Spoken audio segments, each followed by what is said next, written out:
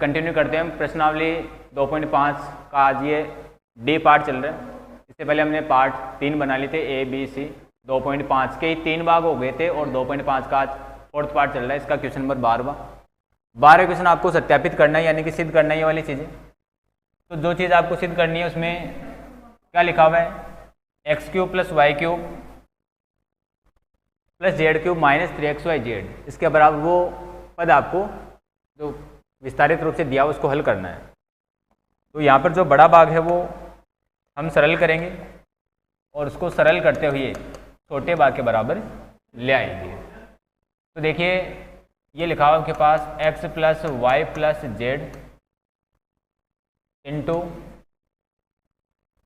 x - y का whole square plus y - z का whole square plus z - x का whole square, z - x का whole square. इसको सरल करना है हमें, तो सरल करो। चलो ये x + y + z, x - y का होल स्क्वायर आप जानते हैं, x² + y² - 2xy। ऐसे ही y - z का होल स्क्वायर क्या हो गया, y² + z² - 2yz। Next z - x का होल स्क्वायर है तो वो क्या बन जाएगा, यहाँ लिख रहा हूँ मैं, z² + x² - 2 जेड अक्स कहो या अक्स जेड को, बात एक के गुणा में पदों को हम आगे पीछे लिख सकते हैं। तो ये क्या हो गया यहाँ पे x + y + z और ब्रैकेट के अंदर आप देखेंगे x² यहाँ भी है और x² यहाँ भी है। तो x² + x² क्या हो गया, 2x² हो गया। और क्वेश्चन में थोड़ी सी मुझे प्रिंटिंग मिस्टेक लग रही है, यहाँ पे 1/2 भी आना चाहिए। 1/2 x + y + z आप नोट कर लें, इसको क्वेश्चन में ही लिखें, यहाँ गुणा में 1/2 भी आएगा।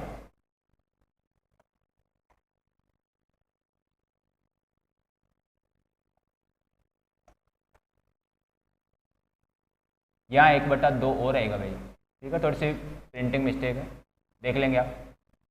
x³ + y³ + z³ - 3xyz और ये बराबर में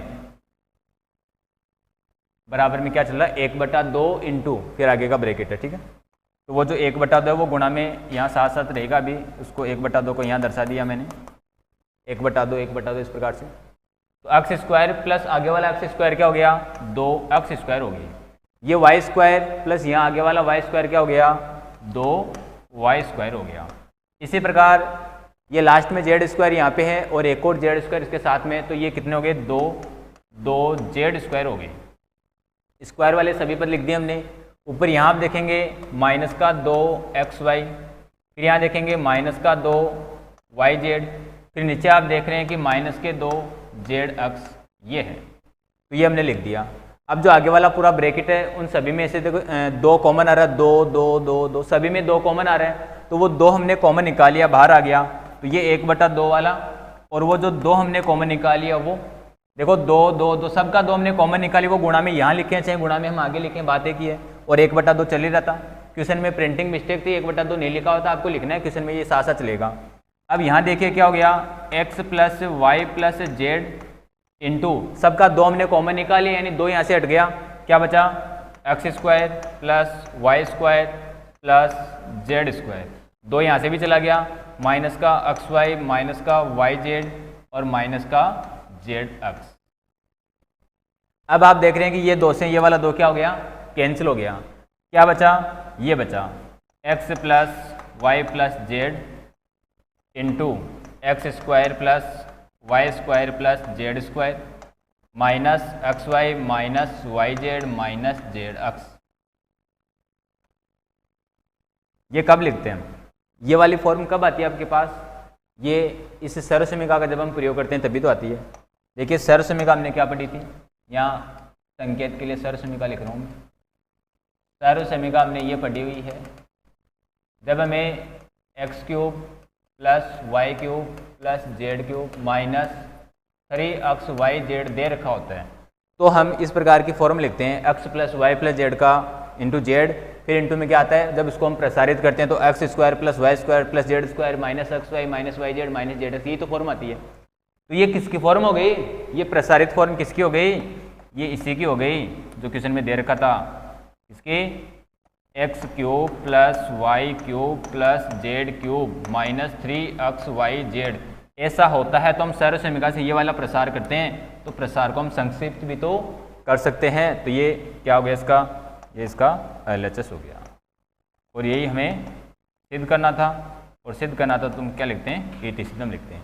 इस लास्ट वाले स्टेज से ये कैसे लिखा, ये ऐसे लिखा मैंने, अगले पेज पे समझेंगे। जब हमारे पास ये होता है,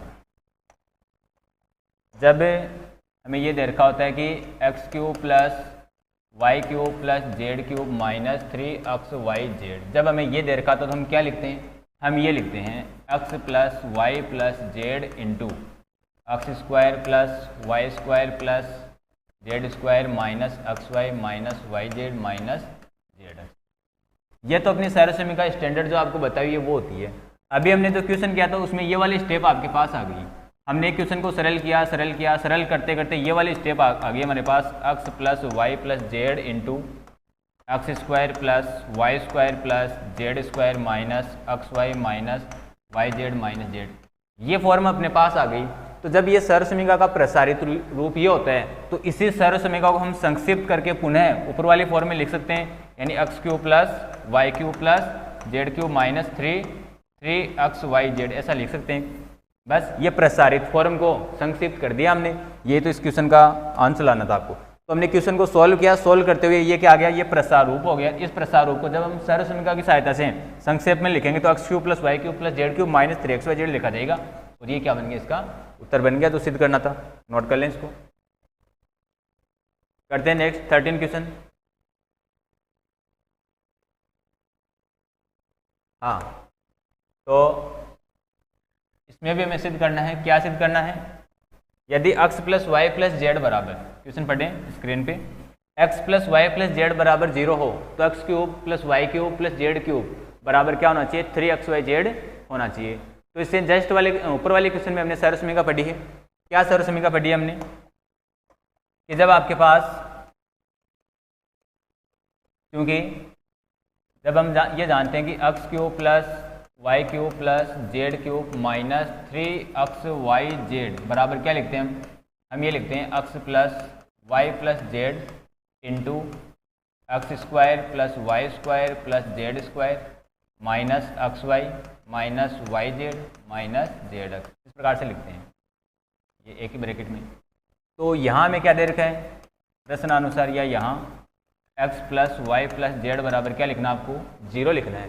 x plus y plus z बराबर 0 लिखना है तो इसमें आप 0 लिख दो, इसलिए क्या हो जाएगा, ये x cube plus y cube plus z cube minus 3xyz बराबर x plus y plus z की जगह क्या लिख दो, 0। तो ये 0 हो गया और 0 के इंटू में आगे वाला पूरा ब्रैकेट आएगा, आगे वाला पूरा ब्रैकेट आएगा यहाँ गुणा में, और इस पूरे ब्रैकेट को जब हम 0 से गुणा कर देंगे तो पूरा ही पद क्या बन जाएगा, 0 बन जाएगा। इस प्रकार से क्या आ गया, x cube plus y cube plus z cube minus 3xyz और बराबर में ये पूरा ही क्या बन गया, 0। माइनस का 3xyz पक्षांतर हो गए, दूसरी तरफ जाएगा तो माइनस का पद प्लस में हो जाएगा। तो इस प्रकार से x cube plus y cube plus z cube और ये बराबर में क्या हो गया, 3xyz। और यही हमें सिद्ध करना था। सिद्ध हो जाता तो हम क्या लिखते हैं, इतिसिद्धम। नोट कर लें, बिल्कुल सरल क्वेश्चन था।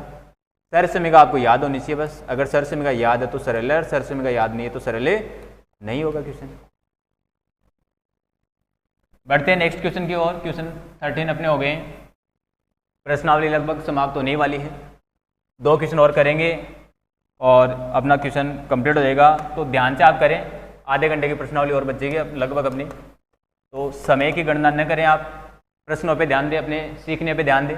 आपको यहाँ घनों का परिकलन नहीं करना है, इनके वास्तविक मान ज्ञात नहीं करने की। हमने 12 का क्यूब कर लिया, फिर 7 का क्यूब कर लिया, फिर 5 का क्यूब कर लिया, इनका जोड़ दिया, घटा दिया, जो भी था। सर्व समीकरणों की सहायता से इनको हमें परिकलित करना है। तो इसका फर्स्ट जो क्वेश्चन है उसकी हम बात करते हैं। ये दे रखा है माइनस का 12 क्यूब प्लस ये क्या दे रखा है 7 का क्यूब प्लस ये क्या है 5 का क्यूब। यहाँ हम इसको बोलते हैं ए, एक या अक्स बोल देते हैं। अक्स बराबर क्या है यहाँ पे माइनस का 12, अक्स वाई जेड इस प्रकार से। y का मान क्या है यहाँ पे 7 और z का मान क्या है यहाँ पे 5। हम चेक करते हैं तीनों का योग x plus y plus z कितना हो गया, माइनस का 12 प्लस का 7 और प्लस का 5, तो कितना हो गया माइनस का 12, 7 प्लस 5 कितना प्लस के 12, 12 प्लस माइनस के क्या हो गए 0। तो हम जानते हैं कि जब x plus y plus z बराबर 0 होता है तो क्या लिखते हैं, क्योंकि x plus y plus z बराबर 0 हो तो हम लिखते हैं x cube plus y cube plus z cube बराबर 3xyz। तो यहाँ पे आपको x plus y plus z बराबर 0 मिल गया, तो इनके घनों का योग क्या हो जाएगा 3xyz हो जाएगा। इसलिए ये कितना दिया हुआ है, माइनस का 12 का क्यूब प्लस 7 का क्यूब प्लस 5 का क्यूब, ये कितना हो जाएगा 3x की जगह माइनस का 12, y की जगह 7 इंटू जेड की जगह कितना हो गया 5, जेड की जगह क्या लिखना 5। इन सब का गुणा करेंगे, माइनस एक ही बार आ रहा है तो प्लस माइनस गुणा के क्या बन गए माइनस, गुणा कर रहा हूँ 12 तियां 36 और ये 7 पंजे 35 माइनस का, और 36 और 35 का आपस में गुणा करेंगे कितना हो जाएगा 36 और 35 का गुणा देखो, 36 को 35 से गुणा करो, 36 गुणा 35, 36 गुणा 35 क्या हो गया देखो, 36 पंजे 180 और 36 ये 108 होता है, ये 0 8 8 16 1260 हो जाएगा, कितना हो जाएगा 1260। तो इसको हमने क्या कर दिया गुणा कर दिया, तो माइनस के क्या हो गई 1260 हो गई। बस इसका सेकंड आप करेंगे, ये x हो गया y हो गया और ये क्या हो गया इसमें z, और बिल्कुल सेम इसी तरीके से करेंगे तो वो भी क्या बनेगा 3xyz बनेगा, यानी 3 गुणा x की जगह 28 हो जाएगा, y की जगह -15 हो जाएगा और z की जगह -13। गुणा करते वक्त ध्यान रखें माइनस का माइनस से गुणा के क्या बन जाएगा प्लस बन जाएगा, तो इसका जो उत्तर आएगा वो प्लस के पदों में आएगा। 3 गुणा 28 गुणा 15 गुणा 13 इन सभी को आप गुणा कर देंगे, वो क्या बन जाएगा उत्तर बन जाएगा।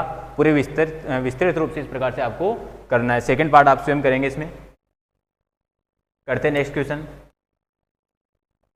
यहाँ कुछ आयत के आपको क्षेत्रफल दे रखे हैं और आयत का जो क्षेत्रफल दे रखा तो यहाँ से आपको संभावित इनकी लंबाई और चौड़ाई ज्ञात करनी है, क्योंकि आयत का जो क्षेत्रफल होता है उसका सूत्र क्या जानते हैं आप, आयत का क्षेत्रफल ये होता है लंबाई गुणा चौड़ाई। तो देखिए पहले में जो क्षेत्रफल दे रखा है, पहला जो मान है 25a² - 35a + 12, यानी हम इसके गुणनखंड कर लेंगे। एक तरह से गुणनखंड करेंगे तो 2 पद प्राप्त हो जाएंगे। हमें 2 पद प्राप्त करेंगे तो एक पद क्या हो जाएगा लंबाई और दूसरा पद क्या हो जाएगा चौड़ाई। तो बात इसके गुणनखंड की हो रही है, हमें इसका गुणनखंड ज्ञात करना है। तो इसका पहला पॉइंट क्या दे रखा है 25a² - 35a + 12। अब ऐसा गुणनखंड आपको शुरू में समझाया था कि अक्ष स्क्वायर के साथ में कोई संख्या होती है उसको अचर पद से गुणा करते हैं। यहाँ a² में चल रहा है तो a² के साथ में 25 है, इस 25 का गुणा करेंगे हम किससे 12 से, और गुणा करने पर जो गुणनखंड में प्राप्त होगा, जो संख्या प्राप्त होगी उसके गुणनखंड करेंगे, जिनको जोड़ने पर क्या आ जाए जोड़ने पर 35 आ जाए। तो इसको हम गुणा न करके ये एक तरह से गुणनखंड ही हो गया। इसको गुणा करेंगे कोई ना कोई संख्या होगी, फिर इसके गुणनखंड करने वापस, तो ये गुणनखंड तो है एक तरह से। तो ऐसे गुणनखंड प्राप्त करो जिनको जोड़ने पर 35 आ जाए, इनको जोड़ने पर तो 35 नहीं आएंगे। तो क्या लिख सकते हैं, इधर मैंने 3 का भाग लगा दिया, जैसे ये 3 चौक 12 हो गया, इधर 3 से गुणा कर दिया, 25 75 ज़्यादा चले जाएगा। ये तो एक बार गुणा करके चेक करता हूँ, 25 गुणा 12 कितना हो रहा है देखो एक बार, 12 पंजे 60 और 12 दूना 24 30, 300 हो गया। तो 300 के ऐसे गुणनखंड करने हैं जिनको जोड़ने पर 35 आता हो। तो 300 के गुणनखंड क्या हो सकते हैं जिनको जोड़ने पर 35 आता हो, देखिए 300 के गुणनखंड, सभी संभावित गुणनखंड ज्ञात कर रहा हूँ मैं। 150 गुणा 2 बहुत बड़ी संख्या हो गई अभी ये, और क्या हो सकता है 75 गुणा 4 हो सकता है, और इसको 5 से भाग लगा दिया मैंने, 5 × 3 = 15 और ये 5 दूनी 10 हो जाएगा, क्या नहीं होगा 35 लाना है हमें। तो चेक करते हैं हम, और क्या हो सकता है 5 का, या मैंने गुणा कर दिया जैसे 28 गुणा 7 नहीं बनेगा, एक सेकेंड।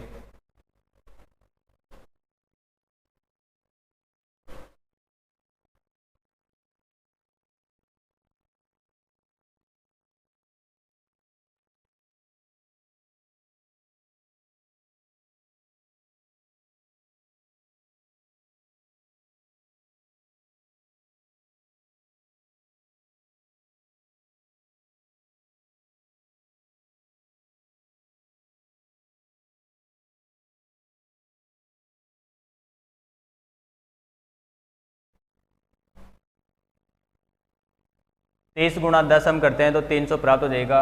और क्या हो सकता है, जैसे इधर 2 से भाग लगा दिया, इधर 2 से गुणा कर दिया तो 20 हो जाएगा। ये मिल जाएगा आपको 15 गुणा 20, 15 गुणा 20 करेंगे तो 300 हो जाएगा और जोड़ने पर 35 हो जाएगा। तो क्या लिखेंगे इसको हम, 25a² माइनस, जोड़ने पर आएगा, इसका मतलब समान चिन्ह होने पर जुड़ता है, तो माइनस का ये 15a और माइनस का ही 20a और प्लस के आगे क्या हो गई 12 हो गई।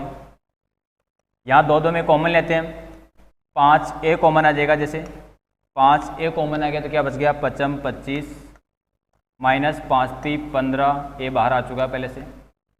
यहाँ माइनस के 4 कॉमन आ सकते हैं, माइनस का 4 इसलिए ले रहा हूँ, देखो पीछे वाले ब्रैकेट में माइनस का 3 था और यहाँ प्लस का 12 बच रहा है, तो 12 को माइनस का बनाने के लिए माइनस कॉमन निकालेंगे, तो 4 पंजे 20 यानी 5a और माइनस कॉमन आ गया, प्लस में से माइनस निकाले तो माइनस बचेगा, तो 4 3 12, 5a माइनस 3 फिर से कॉमन हो जाएगा, 5a माइनस 3 फिर से कॉमन हो गया, यहाँ क्या बच गया 5a माइनस 4, तो ये इसके संभावित गुणनखंड बन गए।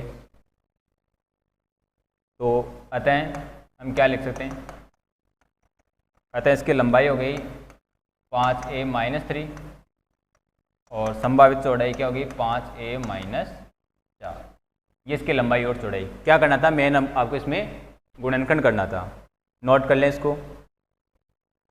करते हैं नेक्स्ट क्वेश्चन।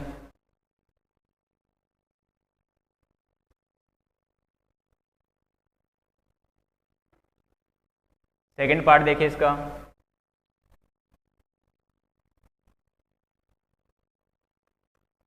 सेकंड में आपको क्षेत्रफल दे रखा, जैसे 35y² प्लस 13y माइनस 12, तो यहाँ भी हमें क्या करना है 35 का 12 से गुणा करेंगे, जब 35 का 12 से गुणा करेंगे तो क्या बन जाएगा 12 पंजे 60, 60 हो गए, बाढ़ते हैं 36, 36 और 6 कितने हो गए 42, यानी 420 हो गया।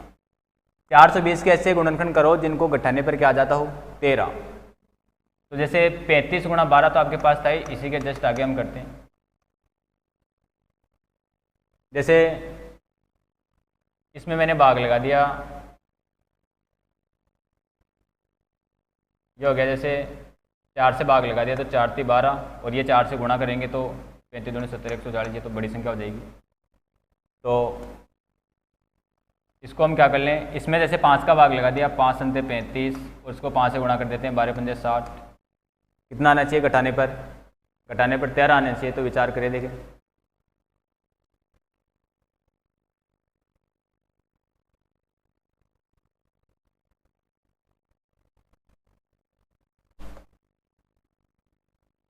क्या 28 और 15 से अपना काम चल जाएगा क्या, गुणा करने पर तो आ जाएगा, क्या घटाने पर 13 आएगा, 8 में से 5 घटा दिया तो 3 आ गया, 2 में से घटा दिया तो 1 आ जाएगा, नहीं 13 बन जाएगा। ये संभावित गुणनखंड हो गए इसके। तो क्या लिखा जा सकता है इसको, 35y² plus 28y minus 15y minus 12, दो पदों में कॉमन लीजिए, 35y² प्लस 28y, तो यहाँ से 7 के फाड़े में संख्या आ रही है तो 7y हमने कॉमन ले लिया, 7y कॉमन ले लिया तो क्या बच गया 7 पंजे 35 इंटू वाई प्लस 7 चौक 28, y बाहर आ चुका है तो 5y प्लस 4, यहाँ माइनस के 3 कॉमन आ जाएगा, 3 पंजे 15, 3 चौक 12, तो 3 पंजे 15 यानी 5y माइनस कॉमन आ चुका है तो 3 चौक 12। इन दोनों में फिर से हम देखते हैं कि 5y प्लस 4 कॉमन आ गया, तो यहाँ से क्या बच गया 7y माइनस 3, तो ये संभावित इसकी लंबाई और चौड़ाई हो गई। इस प्रकार से हम उत्तर बताएंगे। अतः आयत की संभावित लंबाई। तो ये हो गया 5y + 4 जैसे 5y + 4 एवं चौड़ाई कितनी हो गई 7y - 3। तो ये हमने लगभग जो संभावित लंबाई और चौड़ाई थी वो ज्ञात कर ली है।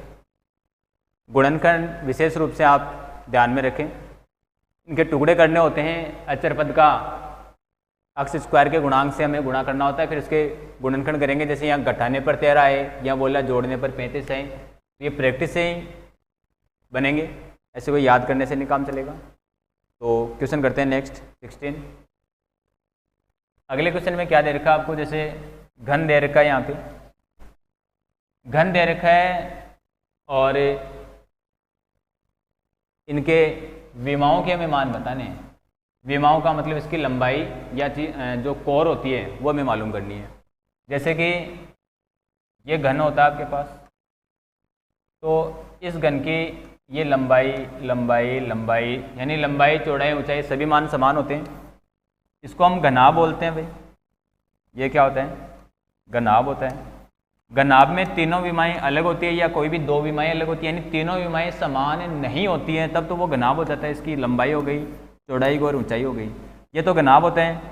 घनाभ का जो आयतन होता है वो तो आपके पास होता है लंबाई गुणा चौड़ाई गुणा ऊंचाई। यहाँ घन की बात हो रही है, तो घन में लंबाई चौड़ाई ऊंचाई तीनों मान समान है, तो लंबाई गुणा चौड़ाई गुणा ऊंचाई, यानी कि क्या बन गया एक तरह से a क्यूब बन गया।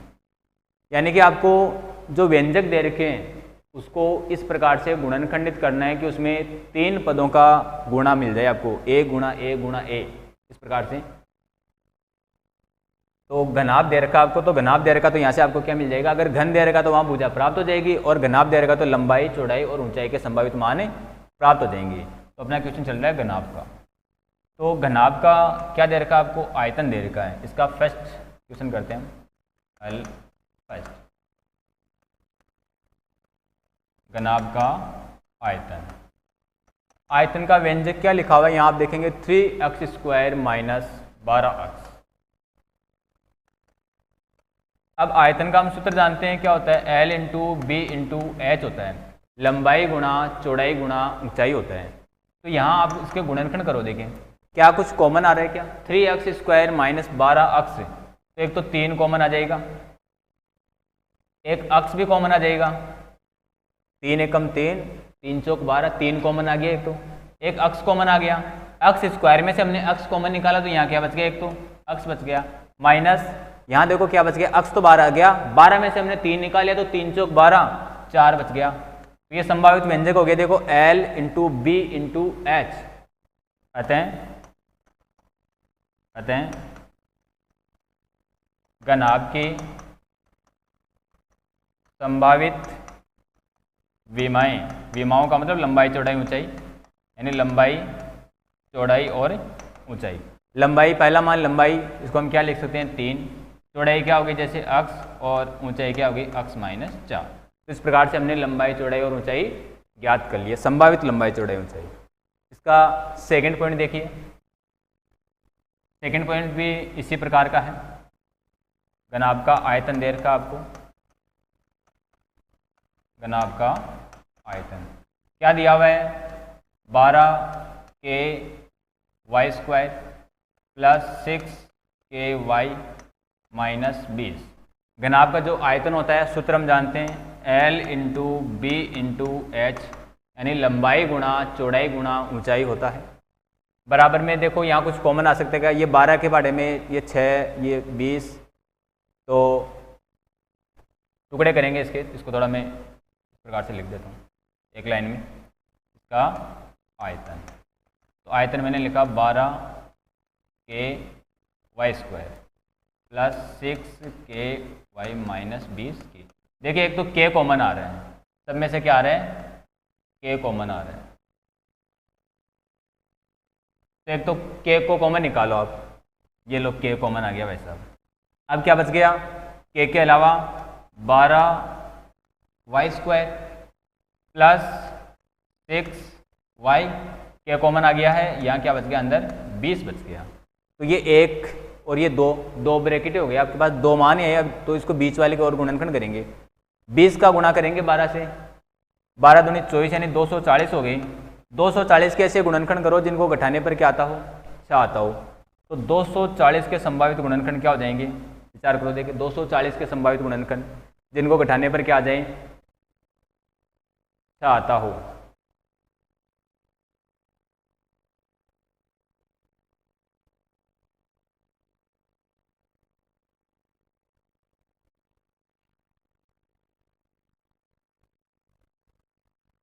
देखिए क्वेश्चन में थोड़ी सी प्रिंटिंग मिस्टेक है, यहाँ पे 8 के वाई आएगा तो ये पूर्ण व्यंजक हमारे पास प्राप्त होगा।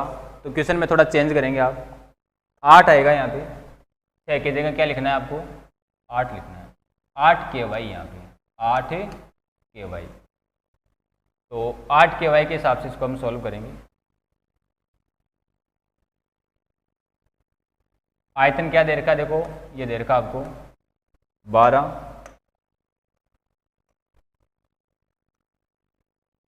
12 के वाई स्क्वायर प्लस 8 है यहाँ पे 8 के वाई माइनस 20 के।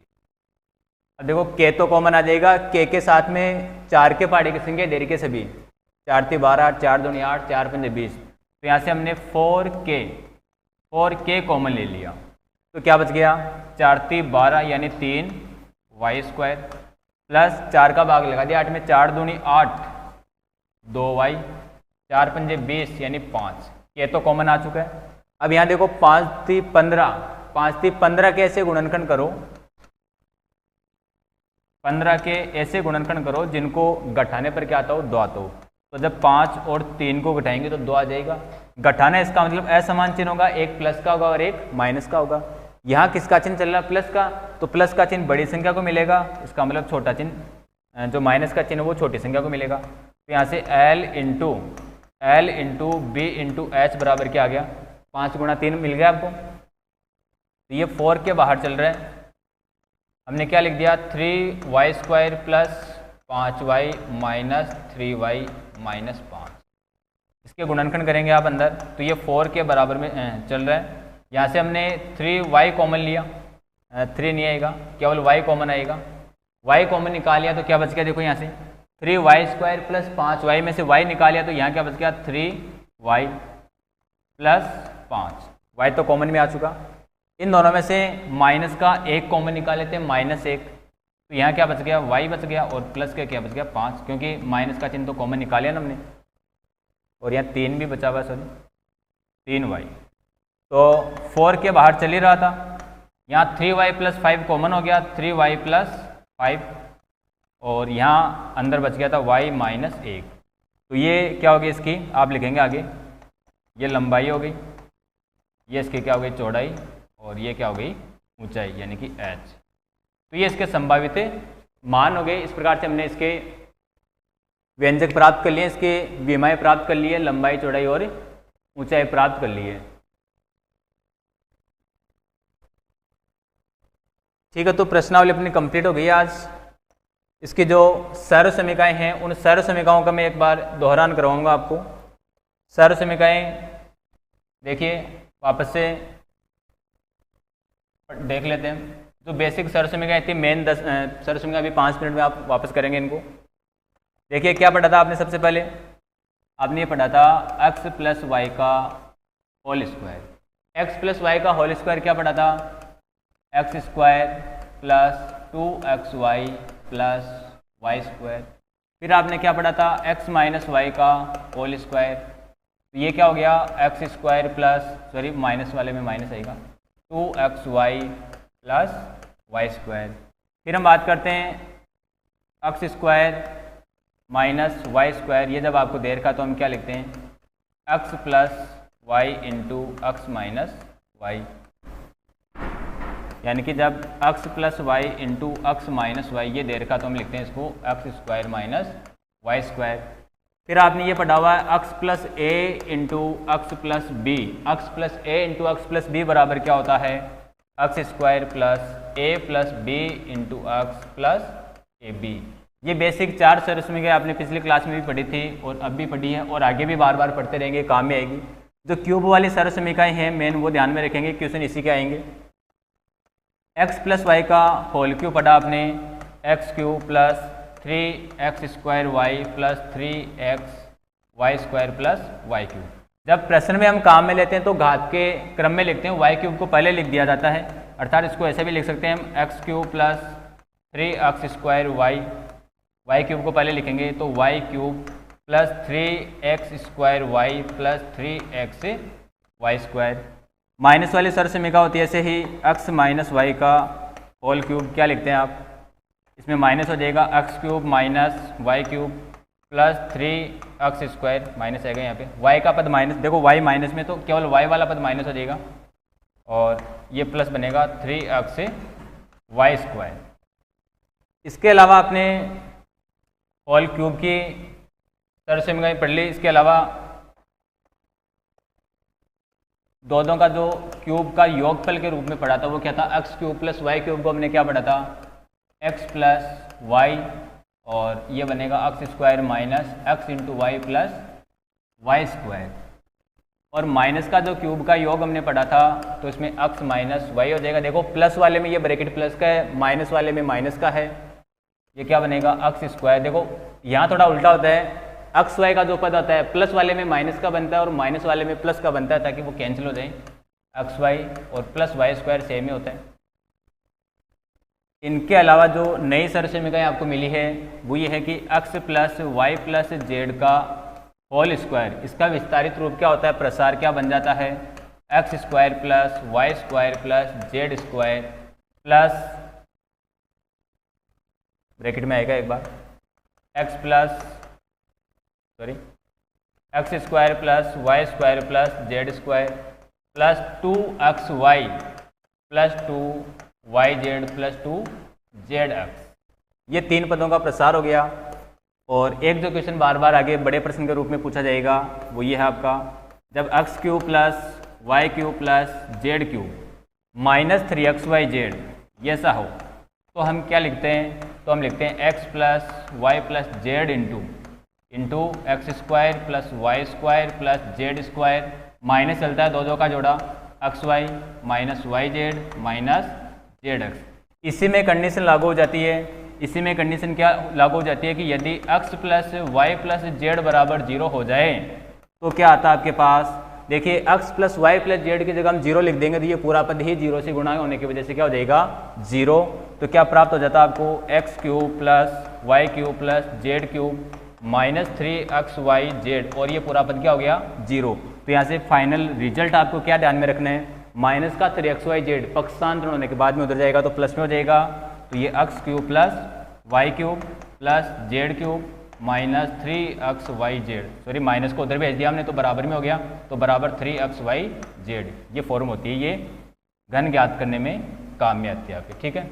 ये आपको कंप्लीट सूत्रों का दोहरान करवा दिया है, याद करेंगे, ध्यान में रखेंगे, इनको अभ्यास करके क्वेश्चनों को करेंगे, उदाहरणों को करेंगे।